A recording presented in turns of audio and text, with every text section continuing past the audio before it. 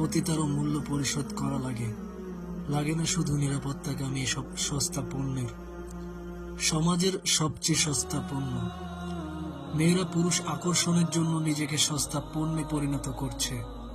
তাই পুরুষেরা সহজলভ্য এই পণ্য প্রয়োজন মতো যার যত খুশি ব্যবহার করছে এবং পরিবর্তন করছে। মেয়েরা নিজের নিরাপত্তার জন্য আন্দোলন করছে রাস্তায়, কিন্তু সেই মেয়ে নিজেকে সস্তার চেয়েও সস্তা বানাচ্ছে নেট দুনিয়ায়।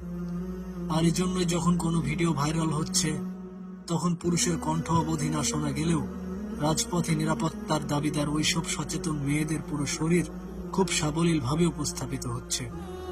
আর কিছু নারী নেট দুনিয়ায় ভাইরাল হবার নেশায় হালকা উলঙ্গ হয়ে নিজেকে সমাজের সবচেয়ে সস্তা পণ্যে পরিণত করছে প্রতিনিয়ত। পতিতালয়ের পতিতারও মূল্য পরিশোধ করা লাগে। লাগে না শুধু নিরাপত্তাকামী এসব সস্তা পণ্যের।